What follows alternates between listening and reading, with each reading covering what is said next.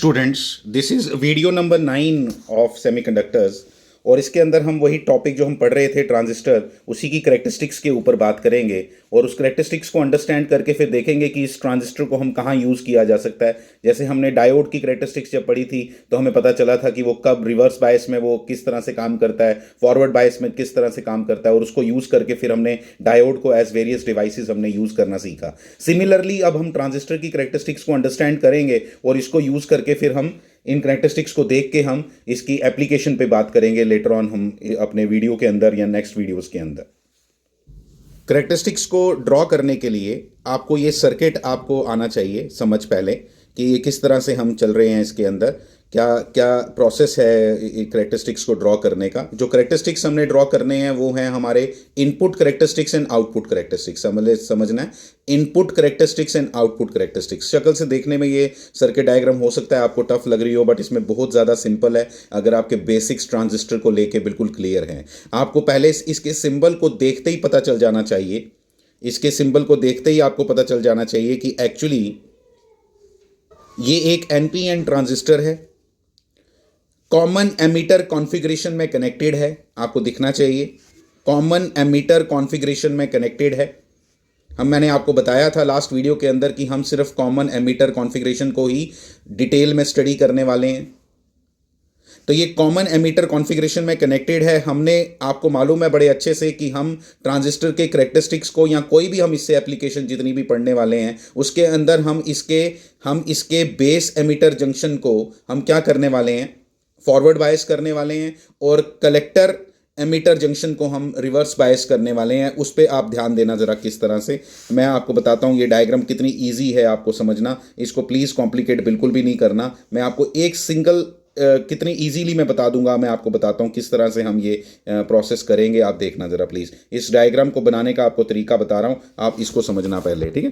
तो अगर सबसे पहली काम मैं थोड़ा रफली ड्रॉ करूँगा, ठीक है, मैं थोड़ा रफली ड्रॉ करूँगा। ये आ गया आपका ट्रांजिस्टर। पहले आपको किस तरह से कॉन्सेप्ट यूज़ करना है वो मैं आपको बता रहा हूँ, ठीक है। ये आपका ट्रांजिस्टर आ गया, कोई मुश्किल नहीं है, ये डायग्राम एकदम आपको याद आ जाएगी, कुछ नहीं है।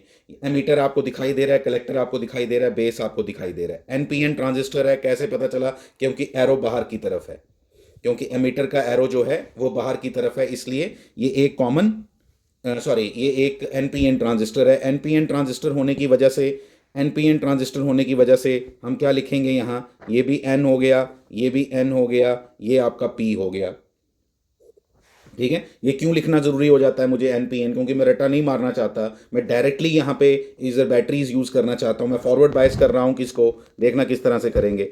हम इसको फॉरवर्ड बायस करना चाहते हैं, तो फॉरवर्ड बायस करने के लिए मैं क्या करूँगा, देखो फॉरवर्ड बायस पी है, तो फॉरवर्ड बायस कैसे होता है मालूम है हमें। ये लो जी, फॉरवर्ड बायस हो गया, ये लो हो गया फॉरवर्ड बायस, ठीक है। इसको रिवर्स बायस करना है आपने, कलेक्टर को बस रिवर्स बायस करने की तरफ ध्यान दो। तो कलेक्टर को जब मैं रिवर्स बायस करने की तरफ ध्यान दूंगा तो आपको मालूम चल गया कि ये लो भाई रिवर्स बायस। और आपको मालूम है कलेक्टर के साथ हम बैटरी हमेशा बड़ी लगाते हैं, तो ये इतनी बात हमें समझ आ गई। फिर इस बैटरी का नाम भी आपको बता देता हूँ, क्योंकि ये बेस के साथ कनेक्टेड है, इसलिए सब ने इसको क्या नाम दिया हुआ है, वी बी बी, ठीक है। वी बी बी मतलब बेस के साथ। फिर वी सी सी किसके साथ, कलेक्टर के साथ। देखो यहाँ तक आपको समझ आ गया। फिर आप बोलोगे ये तो डायग्राम तो उधर तो कुछ और भी है। भाई उसने एमीटर लगाना है, करेक्टरिस्टिक्स बनाना चाहता है, वोल्टेज को मेजर करना चाहता है, करंट को मेजर करना चाहता है, तो एमीटर्स वोल्टमीटर्स लगाएगा, इनपुट पे भी लगाएगा, आउटपुट पे भी लगाएगा। 2 ammeter 2 voltmeter, 2 ammeter 2 voltmeter. जब 2 एमीटर 2 वोल्ट मीटर लगाए तो 4 वोल्ट दिखाई देंगे आपको, ठीक है। एमीटर कहाँ लगाते हैं हमेशा, एमीटर इनपुट में कौन सी करंट है, यहाँ पे बेस करंट। तो बेस करंट को मेजर करने के लिए आपको क्या चाहिए, एमीटर। यहां लगाना है आपने एमीटर, यहां एमीटर लगाओगे, देखो यहां एमीटर लगाऊंगा, ये लगा दिया जी एमीटर। ए भी लिख सकते हो, मैं तो ऐसे ही लिखता था, ठीक है। ए यहां पे लगा दिया वोल्ट मीटर, ज़्यादा क्लियरिटी मुझे तो आती है इससे, ऐसे लिख के आप भी लिख सकते हो, कोई प्रॉब्लम नहीं है, ठीक है। ये आ गई आपकी कलेक्टर करंट को मेजर करने के लिए आपका यहाँ पे एक एमीटर और आ गया। फिर यहाँ पे हम वोल्ट मीटर एक यहाँ लगा देंगे। वोल्ट मीटर हमेशा पैरेलल में लगाते हैं, एमीटर हमेशा सीरीज में लगाते हैं, ठीक है। ये सब कहानी, ये देखो और है क्या, ये करंट्स को लिमिट करने के लिए यहाँ ये दो रजिस्टर लगाए जाते हैं, या internal resistance of this battery आप बोल सकते हो, ठीक है। तो ये आपकी सर्किट डायग्राम थी टोटल, और कुछ नहीं है, और कुछ मेजर भी नहीं करना है, चार चीज़ें मेजर करनी है। फिर आपको पता होना चाहिए कि आप जो यहाँ पे मेजर कर रहे हो, ये क्या मेजर कर रहा है, बेस करंट बड़ी कम होती है, माइक्रो एम्पियर में होती है। ये कौन मेजर कर रहा है, कलेक्टर करंट, ये मिली एम्पियर में होती है, कंपैरेटिवली ज़्यादा होती है, ठीक है। तो ये सब आ गया, इसको R1 लिखा होगा, इसको R2 लिखा होगा। ये वोल्ट मीटर कौन सी वोल्टेज मेजर करेगा, देखो ये वाला वोल्ट मीटर कौन सी वोल्टेज मेजर करेगा, VCE। आपको पता चलना चाहिए क्यों, VCE, देखो ना, ये C और ये E, ठीक है। तो VCE, ये वाला वोल्ट मीटर कौन सी वोल्टेज मेजर करेगा, VBE। E है ही कॉमन, तभी तो बोला कॉमन एमीटर। ये लो, अब देखो जरा कंपेयर करो, देखो कितना सिंपल है, ये कुछ नहीं मुश्किल है इसके अंदर, ठीक है। ये वेरिएबल ये क्यों बनाई हुई है, ये देखो, ये वेरिएबल एरो बनाने का मतलब होता है यहाँ पे जो वेरिएबल अगर आपने बनाया ना इस तरह से, ये अगर वेरिएबल बनाया आपने इस तरह से, तो इसका मतलब यही है कि इसको आप वेरी कर रहे हो, क्योंकि जब भी हम करेक्टरिस्टिक्स ड्रॉ करते हैं तो हम इन चीज़ों को वेरी करना चाहते हैं, इसलिए ये वेरिएबल हमने सोर्सेज लिए। कैसे लिए, नन ऑफ योर कंसर्न, कुछ नहीं उसकी आपको टेंशन लेने की ज़रूरत है, ठीक है।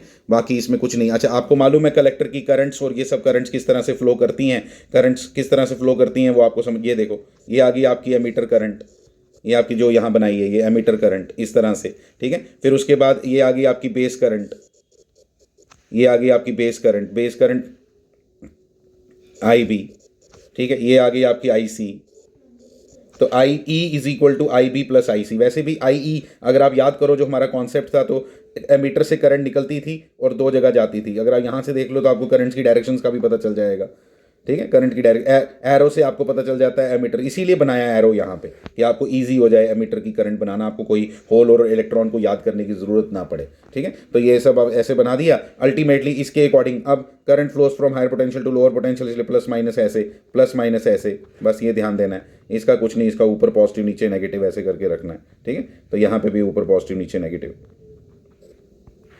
ठीक है। तो ये अगर आपकी इस तरह से आपका ये सारा हमने ये डायग्राम है, सब एक एक चीज़ आप लिखोगे। मुश्किल इसके अंदर मैंने आपको बताया कुछ नहीं, एमीटर सीरीज में लगाना है, वोल्ट मीटर पैरेलल में, एक एक चीज़ को समझो, ठीक है। और उसके बाद ये डायग्राम बनाना कोई सेकंड्स का काम है।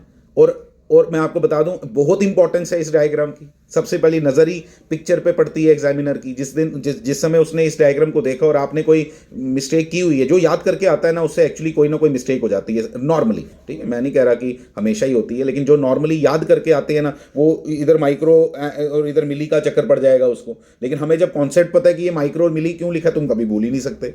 तुम्हें मालूम है कि एमीटर सीरीज में लगाते हैं, तुम भूल ही नहीं सकते। तुम्हें मालूम है कि तुम इनपुट ये जो एमीटर वाले को है वो आपने एमीटर बेस जंक्शन को आपने फॉरवर्ड बायस करना है, आपको मालूम है बैटरी कैसी लगनी है, तो कोई कहानी नहीं है। हाँ, हो सकता है कल को वो बोले नहीं भाई तूने जो डायग्राम ड्रॉ करनी है, एग्जामिनर बोल दे कि आपने NPN से ड्रॉ की नहीं करनी है, आपने PNP से करनी है, तो बस खत्म। आपको वो भी आना चाहिए, कहानी तो यही है ना, वो भी आना चाहिए, नो इश्यूज, उसमें प्रॉब्लम कोई नहीं। नॉर्मली पूछा नहीं जाता है ऐसे, मैं बता देता हूँ, लेकिन you must be ready for that also, ठीक है। कि आपको पता चलना चाहिए PNP लगा तो यहाँ पे आपको PNP जैसे मैंने यहाँ लिखा आपको कैसे लिखना है, और फिर उसके आगे कैसे प्रोसीड करना है ये आपको समझ आना चाहिए।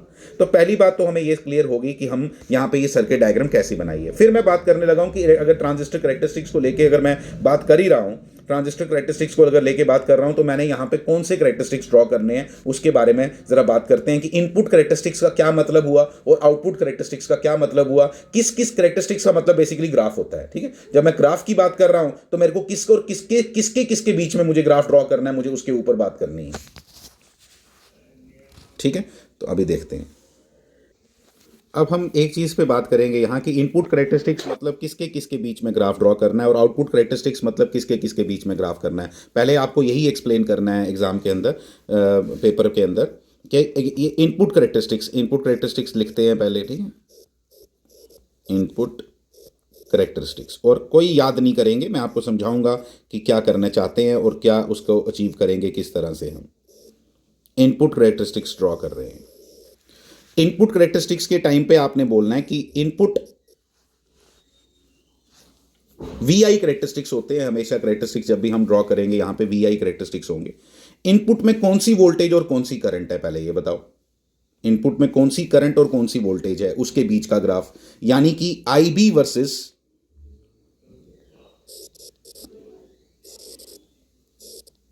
वीबीई के बीच का ग्राफ, आईबी वर्सेस वीबीई के बीच का ग्राफ जब ड्रॉ किया जाएगा उसको इनपुट करेक्टरिस्टिक्स बोलेंगे।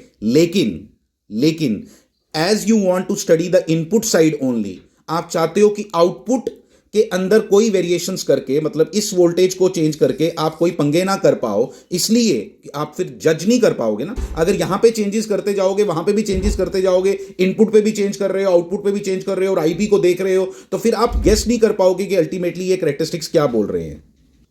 तो आईबी वर्सेस वीबीई जब बात कर रहे हैं तो आईबी वर्सेस वीबीई तो ड्रॉ करेंगे, लेकिन उसमें हम कांस्टेंट किसको रखेंगे, क्या बोलेंगे कि भाई आउटपुट के साथ छेड़खानी नहीं करना। और मैं किस तरह से बोलूंगा आउटपुट के साथ क्या नहीं करना, ये देखो क्या मतलब ये कि वीसीई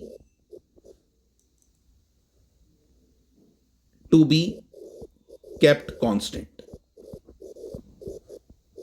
बिल्कुल कांस्टेंट रखना है, फिर बात करोगे इसके बारे में, ऐसे नहीं। ठीक है, ये वाली वोल्टेज के साथ, आउटपुट वोल्टेज के साथ कोई कोई बिल्कुल नहीं। ठीक है, तो आपने आई बी वर्सेस वीबीई का ग्राफ ड्रॉ करना है और ये आपके इनपुट करेक्टरिस्टिक्स हो जाएंगे। फाइन। फिर आती है बात किसकी, आउटपुट करेक्टरिस्टिक्स में क्या होगा। आओ देखें आउटपुट करेक्टरिस्टिक्स में क्या एक्सपेक्टेड है हमसे। आउटपुट करेक्टरिस्टिक्स में, हाँ आप देखो, खुद देखो आउटपुट करंट और आउटपुट वोल्टेज। आउटपुट करंट कौन है, आईसी। आउटपुट वोल्टेज कौन सी है, वीसीई। याद नहीं ना करना है, यहां से देखना है, सर्किट से देखो, ये आउटपुट साइड है और ये आपका, ये देखो यहां देख लेते हैं, ये आपका वीसीई, ये आपका आईसी, इन दोनों के बीच का ग्राफ। इनपुट में इन दोनों के बीच का ग्राफ। याद क्यों करना है इसमें बताओ। और जब हम इसकी बात कर रहे हैं तो इस साइड को कांस्टेंट रखने की कोशिश करो। जब इस साइड की जब इस साइड की बात कर रहे हैं, इनपुट साइड की बात कर रहे हैं, तो आउटपुट साइड को कांस्टेंट रखने की कोशिश करो। जब हम यहां बोला ना हमने अब क्या कि आईसी वर्सेस वीसी, तो कांस्टेंट किसको रखना है, IB to be kept constant. Input side की जो करंट है उसको कांस्टेंट रखना है। मैं ये भी रीजन बताऊंगा, यहां आप बोलोगे वहां आपने वोल्टेज को कांस्टेंट रखा, यहां आप करंट की क्यों बात कर रहे हो, वो भी रीजन है, उसका भी रीजन है। उसका रीजन ये है कि आईबी करंट जो है ना, मतलब इनपुट में अगर आपने इसको वीबीई को कांस्टेंट रखते, मतलब ऐसा होना चाहिए था यहां वीसीई कांस्टेंट है तो यहां वीबीई कांस्टेंट रखते, तो वीबीई को कांस्टेंट रखने का मतलब हुआ कि अगर यहां से करंट शुरू ही नहीं हुई, क्योंकि आपको मालूम है यहां पे करंट की शुरुआत तब होती है, बताता हूं मैं आपको, कि जब आपकी जो आपकी पोटेंशियल बैरियर है वो ब्रेक होगा।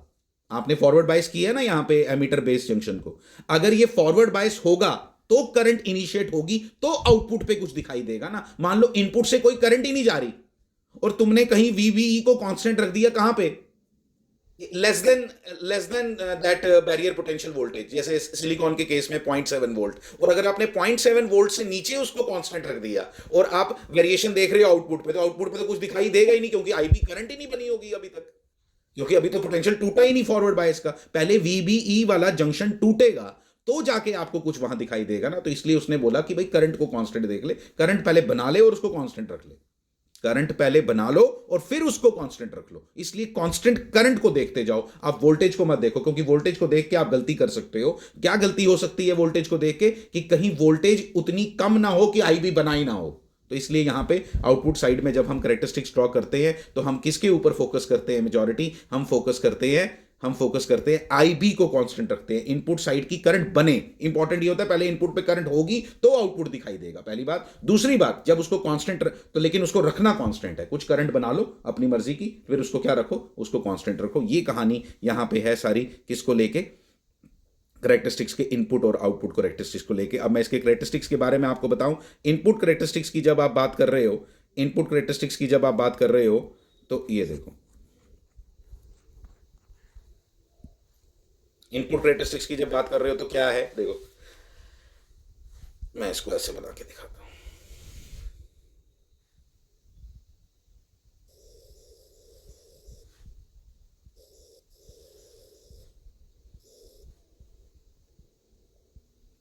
Emitter, base, collector, this one is emitter, this one is collector and this one is base, fine।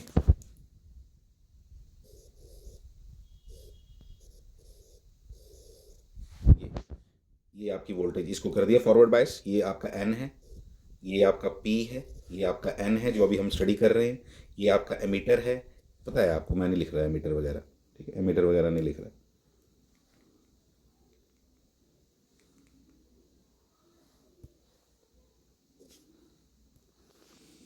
ये आ गया इस तरह से, और यहाँ पे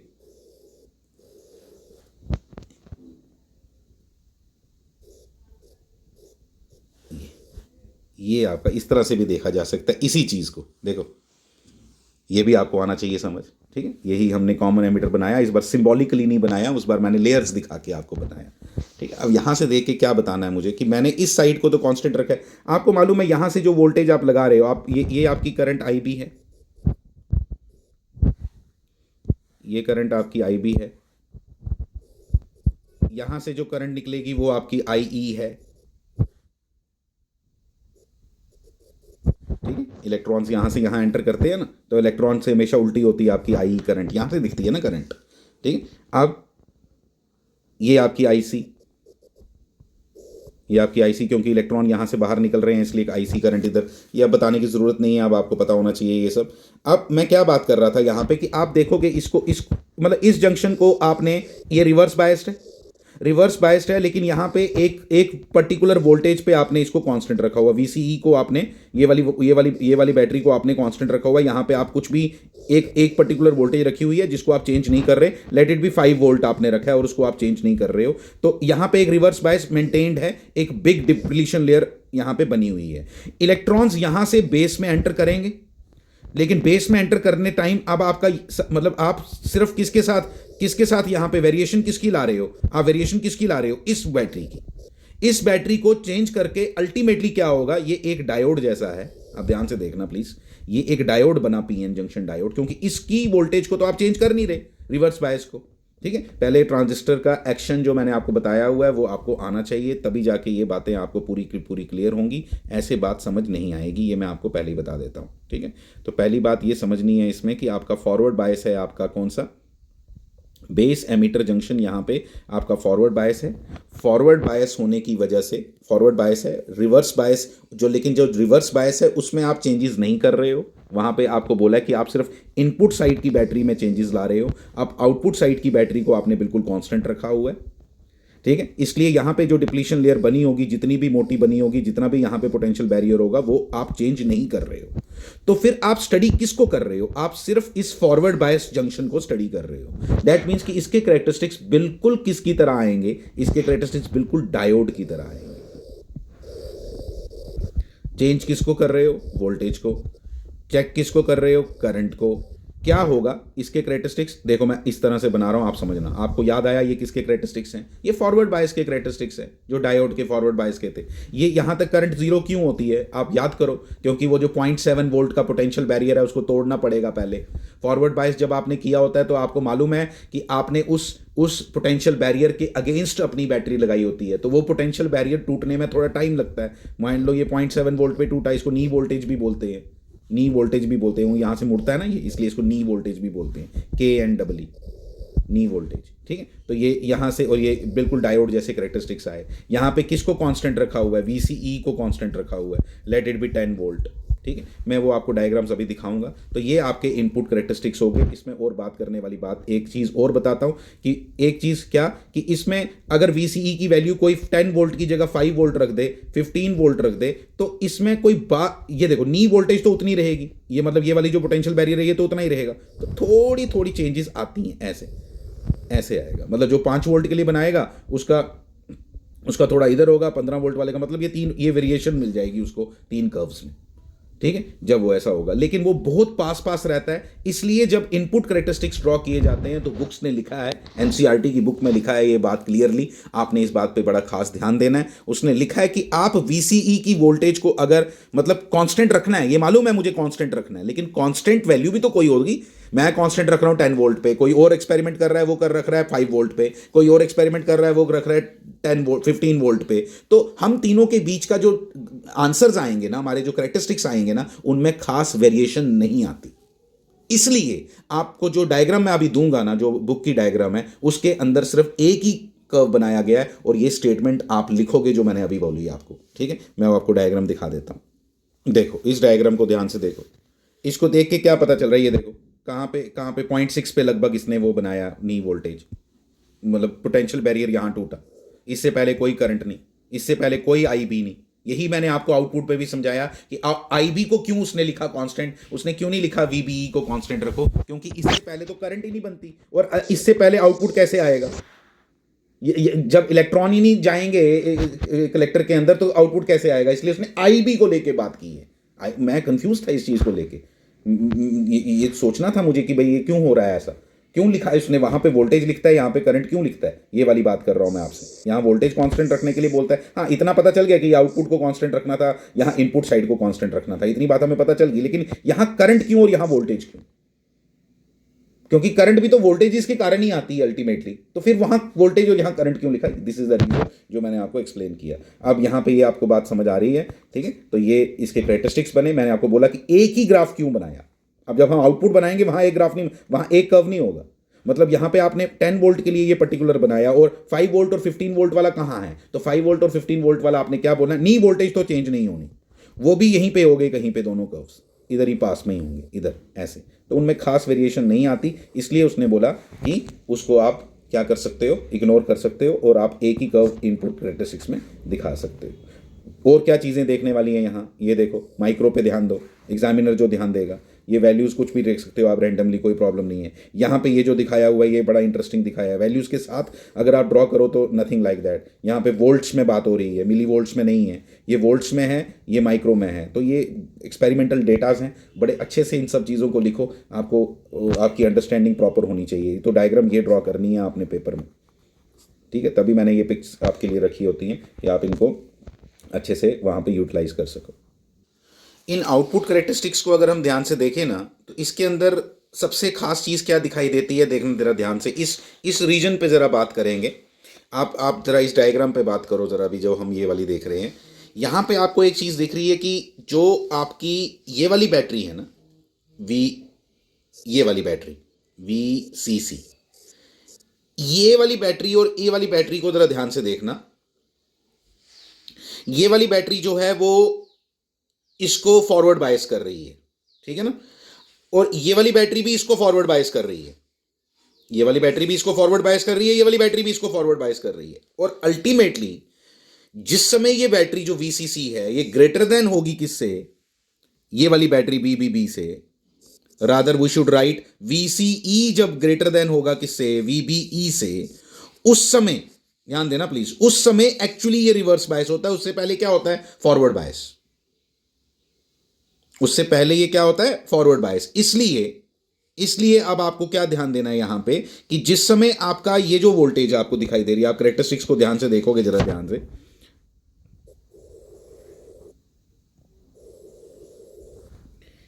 ये कैरेक्टरिस्टिक्स हैं इसके लगभग ऐसे जो आपको दिखाई दे रहे हैं। एक को देखो ना, सारे कर्व्स को नहीं देखना, क्योंकि IB को आपको कांस्टेंट रखना था, और IB आपने रख लिया मान लो 30 मिली माइक्रो एम्पियर, और आपको ये कैरेक्टरिस्टिक्स दिखाई दी। ये जो आपको स्टार्टिंग में शार्प राइज दिखाई दे रहा है ना, ये किसकी वजह से दिखाई दे रहा है, क्योंकि यहां तक आपका जो कलेक्टर बायस जंक्शन है ना, जो आपका कलेक्टर बेस जंक्शन है, वो यहां तक फॉरवर्ड बायस्ड है।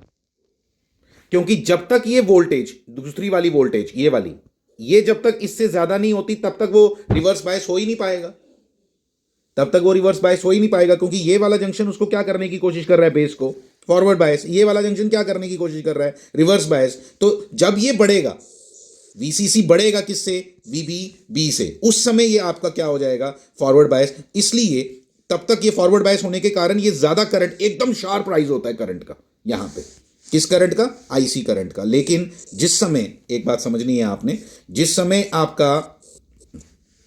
आपका ये रिवर्स बायस हो गया, ठीक है, जिस समय ये रिवर्स बायस हो गया, जब VCE की वैल्यू बढ़ गई, काफ़ी बढ़ गई, देखो यहाँ तक, ये 0.5 वोल्ट तक ऐसा रहता है लगभग, ठीक है, लगभग 0.5 वोल्ट तक क्या रहा, एकदम शार्प करंट बढ़ती है, ठीक है, क्योंकि दोनों जंक्शन इस समय क्या है, फॉरवर्ड बायस्ड, तो शार्प करंट बढ़ती है। लेकिन उसके बाद क्या हुआ, उसके बाद जैसे रिवर्स बायस हुआ तो कलेक्टर करंट का पूरा दारोमदार, पूरा का पूरा बेसिस उसका किस पे आ जाता है, आईबी पे कि भाई आईबी जितनी पीछे से आएगी उतनी ही अल्टीमेटली उतना ही हम आगे बढ़ा पाएंगे उसको, मतलब अल्टीमेटली जितनी पीछे से करंट आएगी उतना ही हम आगे चल पाएंगे। इसलिए आईबी जैसे जैसे बढ़ता गया, ठीक है, ये अल्टीमेटली उसके बाद क्या है, उसके बाद करंट कांस्टेंट हो गई, ये देखो यहाँ देखो, उसके बाद ये करंट आईसी करंट कांस्टेंट हो गई, बिल्कुल कांस्टेंट हो गई इस पर्टिकुलर वैल्यू के लिए, इस पर्टिकुलर आईबी के लिए इसकी आईसी की करंट जितनी बननी थी वो बन गई। यहां के बाद वो रिवर्स बायस हो चुका है यहां पे, इससे पहले पहले फॉरवर्ड बायस है आपका base.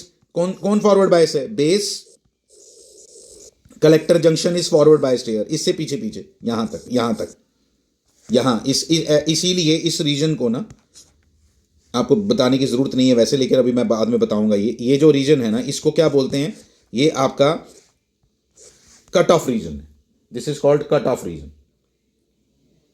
This region is called cut off region, saturation region, sorry saturation region इसको कहते हैं, saturation region. Cut off region भी होता है, वो अभी बाद में बात करेंगे, ठीक है। तो ये सैचुरेशन रीजन है यहां तक, और उसके बाद एकदम फिर क्या हो गया, कांस्टेंट हो गया। लेकिन एक चीज हम नोट कर रहे हैं कि आईबी के बढ़ने से अल्टीमेटली आपकी जो आईसी करंट है वो भी बढ़ती जा रही है, ठीक है। तो ये कैरेक्टरिस्टिक्स एज इट इज आपको पेपर में बनाने हैं, एज इट इज याद कर लेने हैं आपने कॉन्सेप्ट के साथ, ठीक है। बहुत ज़्यादा डेप्थ आपको नहीं है इसमें, लेकिन जितना आपको बताया मैंने उतना आपको समझ आना चाहिए कि जिस समय मैंने क्या बोला कि जिस समय आपका collector base junction forward bias हो जाएगा, जिस समय आपका collector base junction forward bias reverse bias हो जाएगा, उसके बाद उसकी अपनी करंट का मतलब अपने से कोई करंट नहीं दे पा रहा, उसके बाद जो करंट आ रही है वो जो पीछे से आ रही है उसी को आगे धकेल रहा है, बस ये समझना है। तो इसलिए पीछे से जो करंट आ रही है उसी को आगे धकेल रहा है, तो इसी हिसाब से लिया।